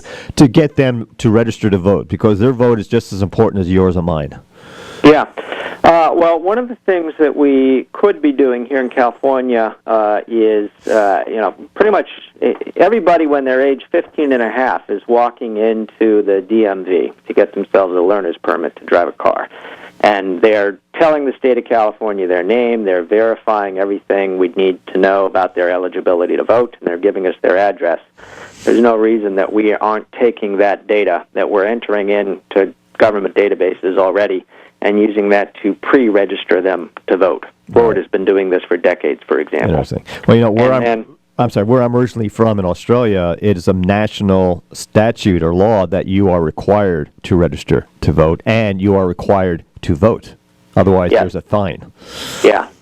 And I don't think California is quite ready to go to the mandatory voting point of view, but I think we could go to a place of basically automatic registration, where we're taking data that we've already got and registering people to vote. And I think when you tell the state of California you're moving through notifying the Franchise Tax Board or the DMV or the U.S. Postal Service, we could use that information to clean up our rolls, update your voter registration, and make sure that you're staying registered. Excellent idea. I have one comment or one question or statement, I guess, that has nothing to do with you running for Secretary of State, is that I see that in your resume that you are the founder and the director of a company called Earth Tones, the environmental phone company. Yes. And I'm going to just say what I briefly found on the internet. January 93 to August 2006, founded and ran a long-distance internet and cellular communications company that gave 100% of its profits to environmental groups. Could you like to expand on that for me? Sure. Well, I got my start in politics, if you can call it that, not as an elected person, but as someone working with nonprofit advocacy organizations around environmental issues. I started out as a campus organizer for a group called CalPERG at UC Santa Barbara, and worked on a ballot measure attempting to ban cancer-causing pesticides. And as we saw with Prop 37, when the major ag corporations can come in and spend tens and tens of millions of dollars against it, it went down in defeat. So I became concerned about, from an environmentalist point of view, how do we deal with the problem of money in politics? And my first thought was, well, let's start businesses to generate more funds for the environmental side. So that's what Earth Tones was about. It was a communications company that was wholly owned by nonprofit environmental organizations and gave all of its profits to it. Sort of like a much smaller version of Credo Mobile, which folks might be familiar with. And is it still in existence? It is, but it's pretty small and dormant at this point. But it's raised hundreds of thousands of dollars over the last 10, 15 years for environmental causes. Nice. That's awesome. And it also gave me some business experience and some experience with databases, interestingly enough, that I think will be helpful in the Secretary of State's office. Excellent. That's good to hear. A little hands-on there. Practical experience. That's awesome. All right. Well, Peter, did you have anything more for Derek? No, that's a good overview. Yeah, I think that's awesome. What I'd like to do, if you can stick around with us for a few minutes, is go ahead and open the phone lines. Let people know if they have any questions for Derek. They can call 263-3435, and the one phone line is open. So if anyone would like to talk to Mr. Cressman and discuss what his vision is other than what we've already talked about, we would welcome phone calls. So in the meantime, the first round for you is going to be in June. Is there going to be a primary? Because I think there's several candidates, correct? That's right. The primary is June 3rd, and there are actually 5 major candidates running, and the top 2 of those will advance to the November election. Gotcha. And it looks to me, I've looked at some of the other candidates, it looks to me like they are not as qualified as you are as far as experience is concerned. And so I do see you as being a front runner. And then, of course, having the support of the Democratic Party on your side also is a good thing. So it looks pretty positive out there. I'm not seeing any calls coming in, so I'm thinking everybody's pretty well satisfied with what they've heard today, because trust me, with the way our listeners are, they have an issue, they call in. They would be calling. So it looks like we've got some happy people out there. Would you like to give your contact information, your website, or anything else to for people to get more information about you? Sure. Folks can learn more by going to www.derekcressman, DerekCressman.com. There's also a Facebook page for folks who like to use that. It's Cressman 2014 on Facebook. Yes, that's great. And we are Facebook friends as well, so we'll keep in touch and have you, have you come back again somewhere before the June election so we can kind of remind people who you are, too. If Sure, you're, that'd if be you're great. willing. Okay? And the one other thing that we didn't talk about, Terry, but that I have been out there campaigning on is I find when I talk to a lot of people about why they're not voting, sometimes it's hassles with the registration or not feeling like they have enough information, but a lot of time they're also feeling like their voice just doesn't matter and their vote doesn't matter. And, absolutely, yeah. You know, when we've got 5 Supreme Court justices that are issuing rulings saying that corporations are people and that unlimited spending is the same thing as free speech, I think it really discourages people from voting. So one of the things that I've pledged as secretary, and this gets back to holding members of Congress accountable, is that I'm going to visit every congressional district as secretary in California and hold a hearing as to what each member of Congress is doing to respond to attacks on the Voting Rights Act, to respond to the Citizens United ruling and all of these things. And excellent. when I was at Common Cause, I worked in Los Angeles and San Francisco to pass local ballot measures that instructed Congress to pass a constitutional amendment that would overturn Citizens United. And I think our next step is to do that statewide. In those 2 cities, they passed by margins of 77%, 80%. Excellent. I think statewide it would pass by a margin of at least 3-1. And so then I think it's appropriate for the secretary to go to a congressional district and ask each member of Congress to come and explain what they're doing to respond to the wishes and instructions of 3/4 of their constituents. Yeah, exactly. We have to bring the vote back to the people. Yeah, I agree 100%, and I applaud you for that effort, because my biggest feedback I get back from people, especially young people, is that their vote doesn't matter. And we try to explain to them that, yes, there's a big gap on the national level, but your local and state elections, your vote does matter. And you do need to have that vote out there and using it if you want to see change happen. If you don't use it, then don't complain.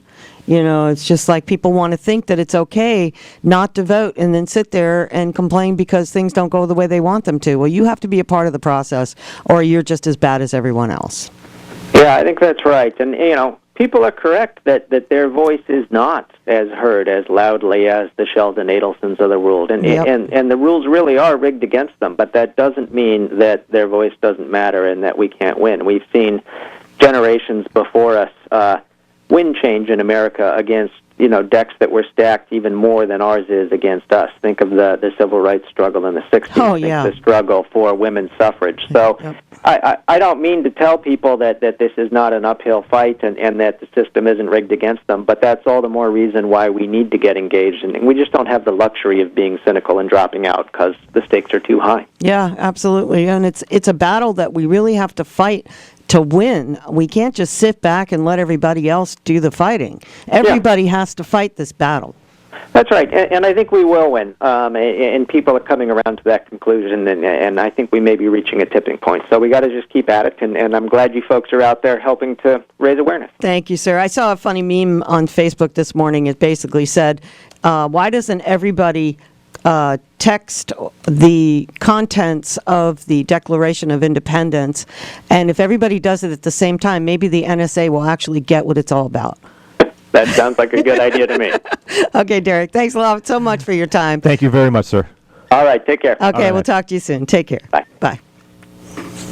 All right, Derek Cressman, He's got my candidate vote so for far. Secretary of State. I love him. Yeah, he's my guy too. I'll go for that. We will try to get some of the other candidates to call in so that everybody has an opportunity to hear what the other side of the coin is. But I sure like the way this guy thinks. That's the way we should be thinking about government. So we're going to take a quick break here. We had the passing of Pete Seeger, one of my wonderfully inspirational people that has given me so much things in my life to look forward to. His joy and extreme peaceful look at the way the world is has always enthralled me. And unfortunately, he passed at the age of 94 this week, and we send our condolences to his family and friends, and may he rest in peace. And this song is a Bob Dylan song that he did, and it's called Forever Young. Oops, let me unmute the muter here. What a great man.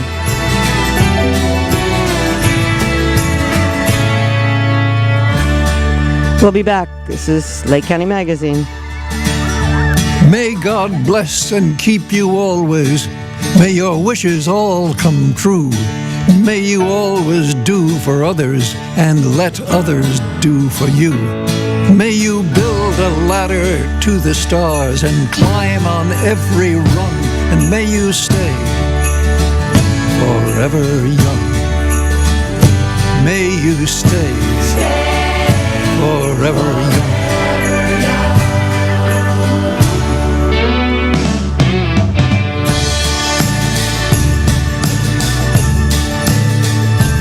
May you grow up to be righteous. May you grow up to be true. May you always know the truth and see the lights surrounding you. May you always be courageous, stand upright and be strong, and may you stay forever young. May you stay forever young.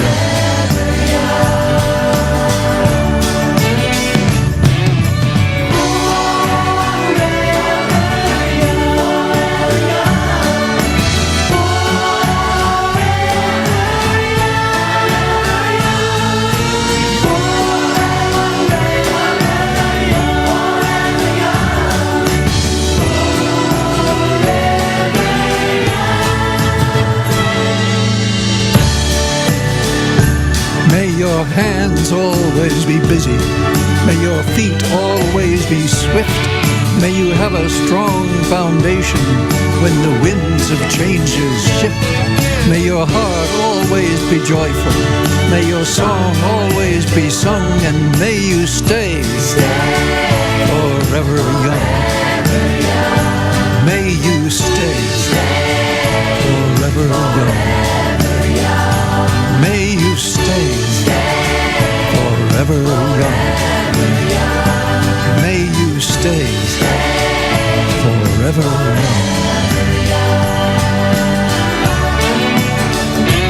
May God bless and keep you always. May your wishes all come true. May you always do for others and let others do for you. May you build a ladder to the stars and climb on every rung, and may you stay forever young. May you stay forever young. May you stay forever young. You're never too old to change the world.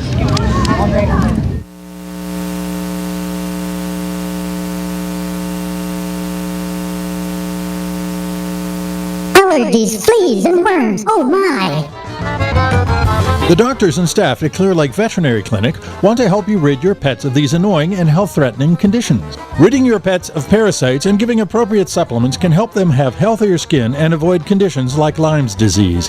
This time of year, it becomes even more important to use monthly heartworm preventatives and catch up on needed vaccinations. Clear Lake Veterinary Clinic is here for all your pet's healthcare needs and can be reached at 994-9100.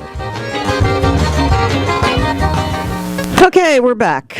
Thank you for your patience. Do you think that medication can work on some of our politicians, parasites? I don't know. I'm talking to one on Facebook right now. He's pretty disgusting. Let's not go on that conversation on air, please. But it might work. Maybe I'll ask him if he wants to try it.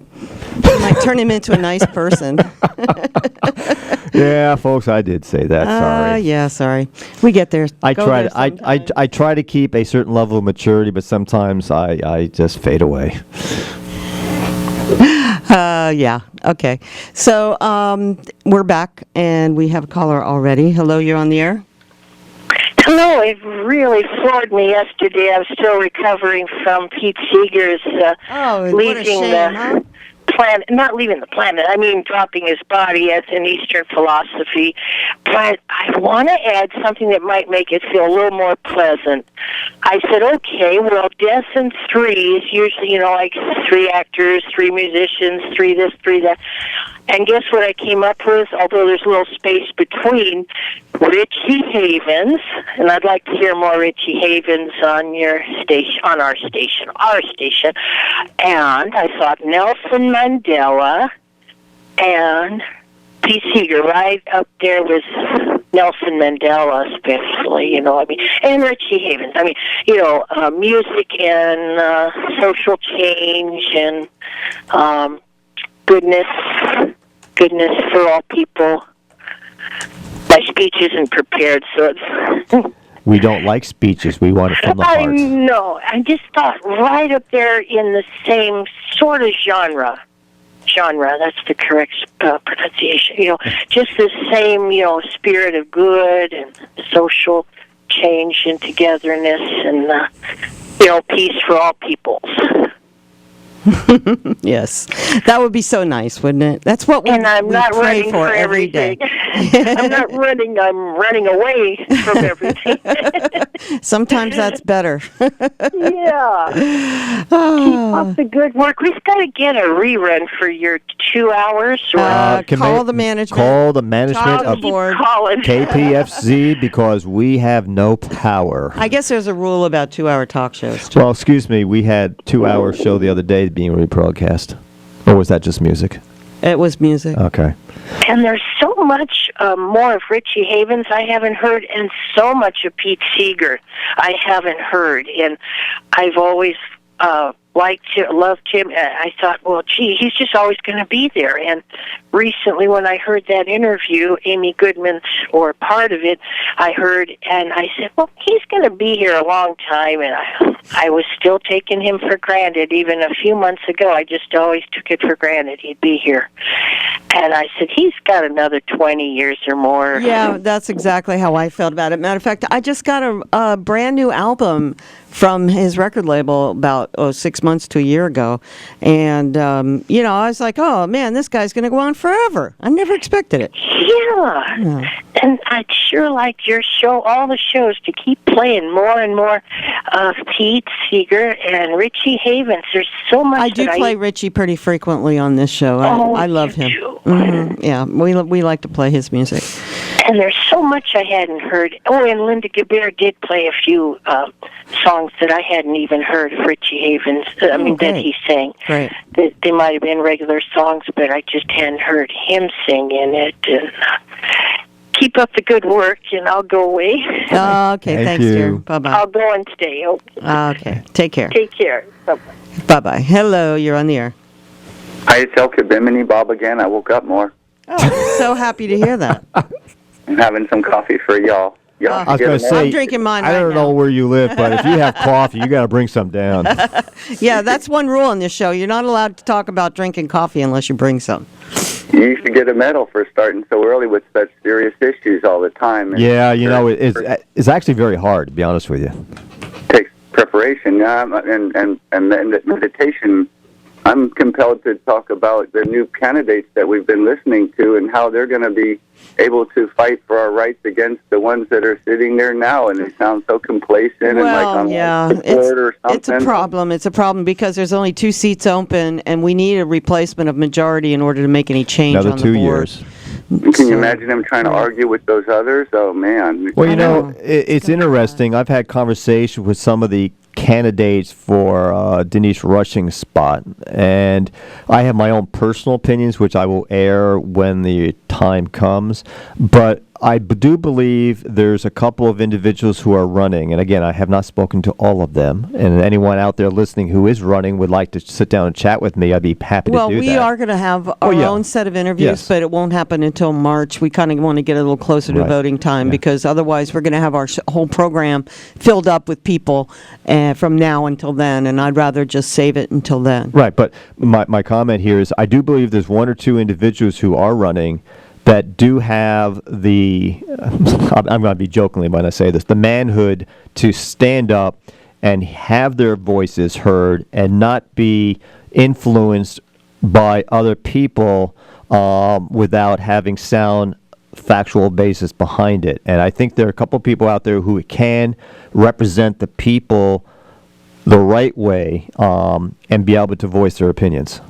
Instead of having just like, if they'll go along with, oh, well, we're going to do this in order that we can get all rich with our 20-acre parcels and make it like a dry county, and then if they'll go along with all the big prison mob money coming in, then next they'll all go along with all kind of Lockheed Martin and all kind of different everything else. Yeah, as I said, I think there's one or two individuals who are running that can that I've talked to that can actually, I believe, have the ethics and the morality to stand up and actually fight and represent the people and not the agendas of the rest of the board. God, I hope so. So refreshing to hear the guest we had on. Yes. Oh, yeah, wasn't he great?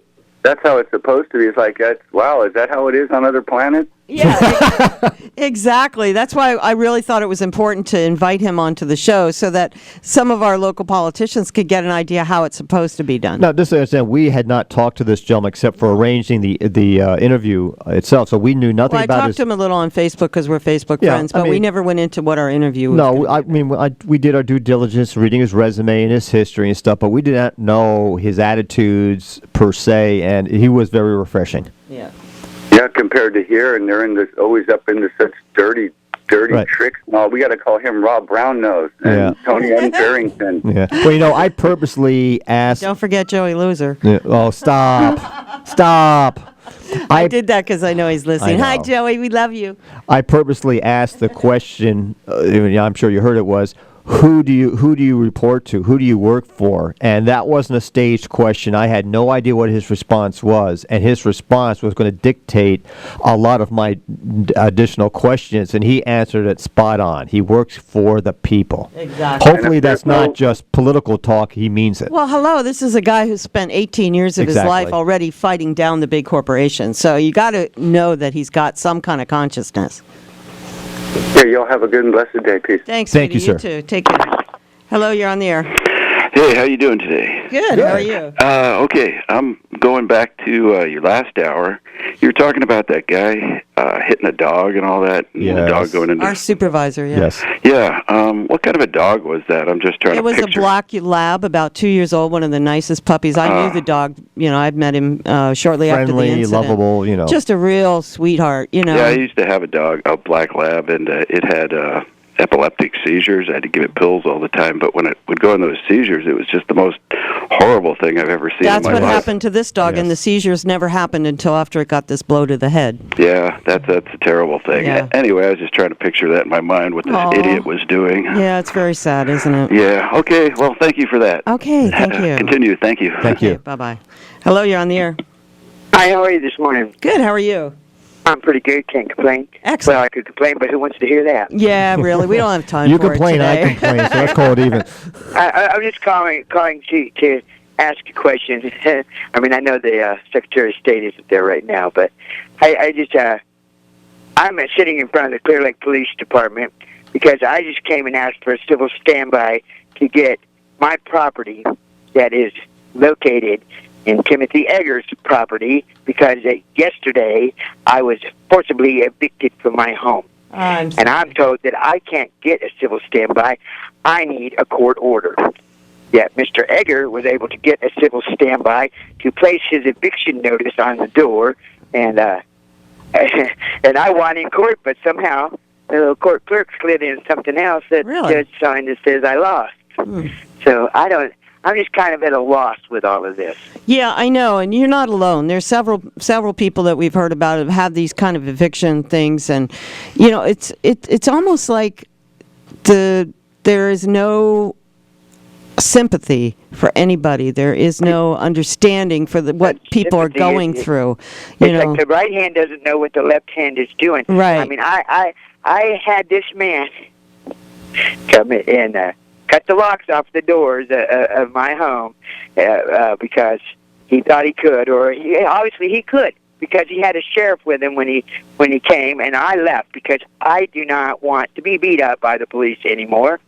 I have been already beaten up, pepper sprayed, arrested, for asking the question.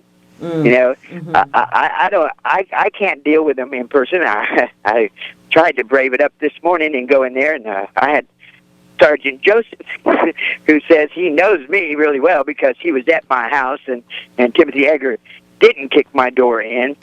That's right, he didn't. But Sergeant Joseph, again this morning, said that he would have legally been allowed to kick the door in if I still lived there, even though at that time, when he was there, he had not even served a 3-day notice. We had not been to court on an unlawful detainer. He was there to place the 3-day notice on the door. 3-day notice to pay rent or quit. Right. But he didn't really want me to pay rent. He wanted me to move. Right. Because that's what he got. Right. You know, it's pretty ridiculous, and it's pretty much a catch-22.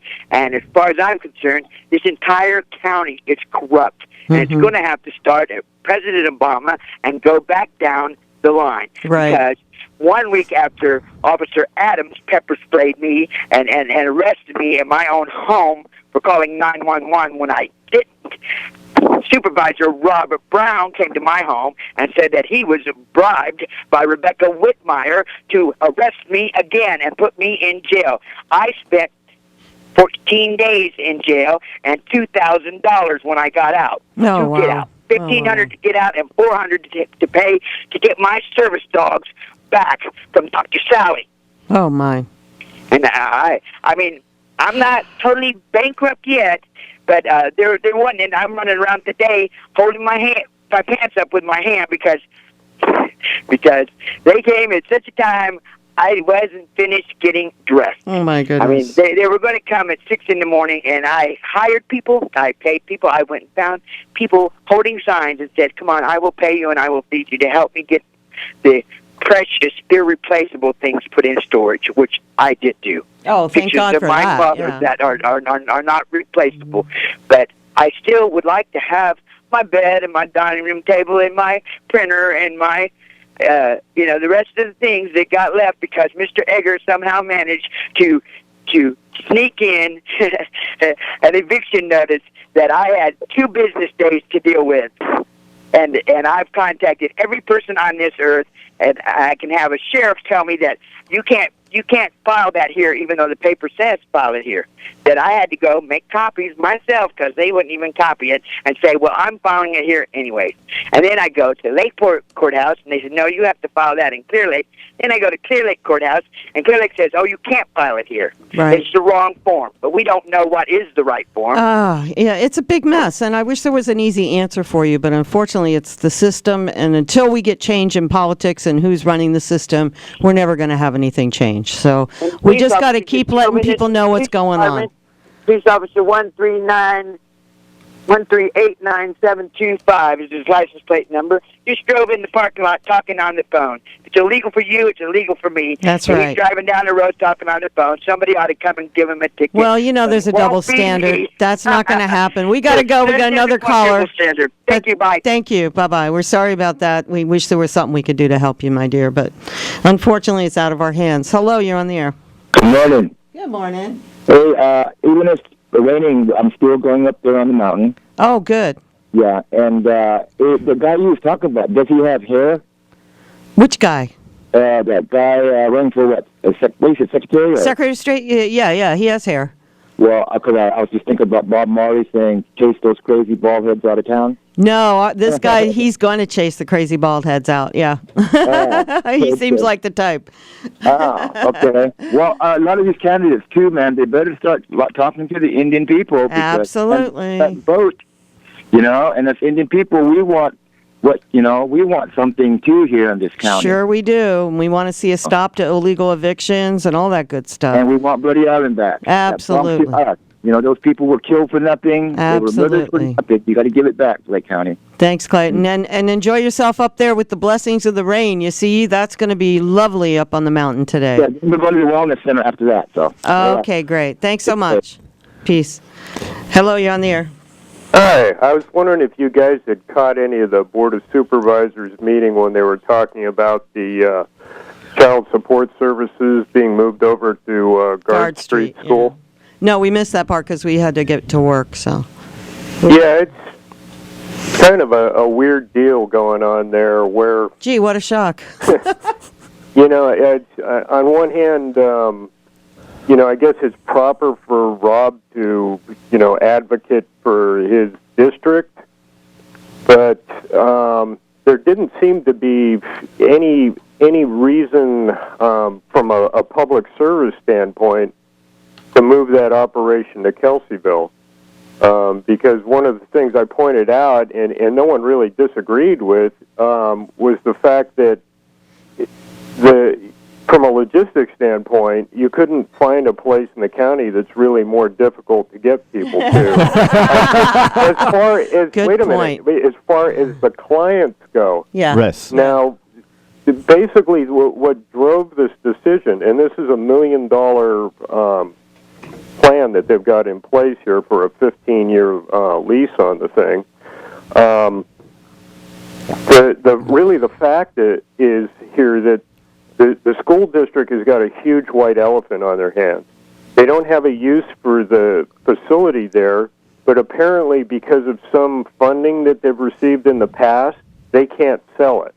So they're stuck with it. Mm-hmm. And, you know, of course, they've got maintenance costs and all that are, you know, on a building that they have no use for. Mm-hmm. And they can't find anyone to lease it. So anyway, kind of the upshot of this is that the school district is in a bind. So what does the county do? They get in this negotiation with the district, and Rob is put in there as the lead county negotiator. I was about to say that. He was the lead negotiator. Well, yes. I remember when this first started, I heard him going, but nobody ever does anything in my district. Well, we need to do it in my district. That was one of the things that was completely crazy about this, because in the rationale for the documentation for this, part of the rationale was that there's very little public investment in Rob's district, which is completely... Sorry. We got no worries. The other line? Yeah, let me just get rid of it. Which is completely insane, because we bought the Black Forest, we bought Mount Canocti, we're spending almost $400,000 on a skateboard park. Hello. Most of the roads in District 5 have just been repaved. That right down the corner from us. Then Main Street was completely overhauled. On Gaddy Lane, they put in a bridge that cost over $2 million. They retrofitted the Main Street Bridge. I mean, a hell of a lot of money has gone into District 5. Rob, from that standpoint, has done a great job for his constituents. Yeah, the question is, how many jobs did all that create? Well, you know, You regardless can't of talk that jobs fact, in this county because nobody's thinking about the that. bottom line is a tremendous amount of county resources have gone into District 5, probably a disproportionate amount. And for the county to claim that, well, we haven't put any public investment into District 5, that's just absurd on the face of it. But the other thing that's pushing this is the fact that most of the people that work for that department live right in this vicinity. Like a lot of them live in Kelseyville. Right. So basically you're making it a really sweet commute for them. You're making this sweetheart deal for the school district.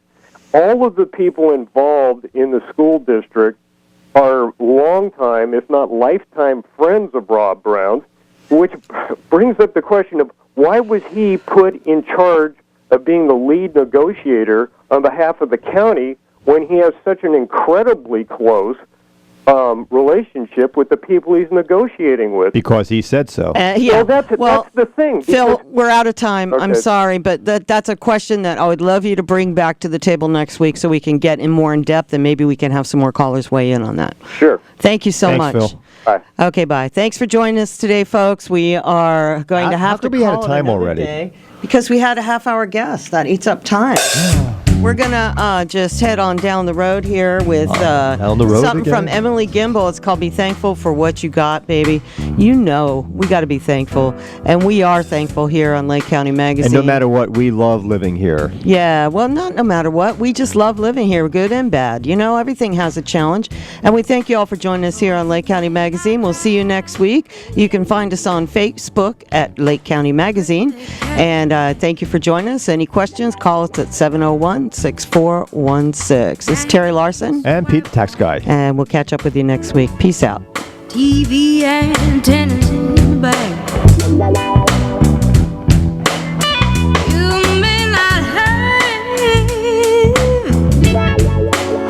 a car at all. But remember, brothers and sisters, you can still stay tall. Just be thankful for what you got. Though you may not drive a great big Cadillac, drive a sunroof top, digging the sink with the gasoline, gangsta white walls, TV antennas in the back.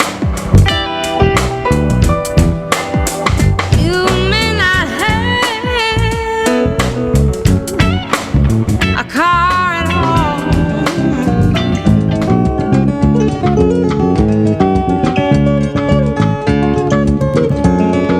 You're listening to KPFZ 88.1 FM in Lakeport, Lake County, and all around the lake.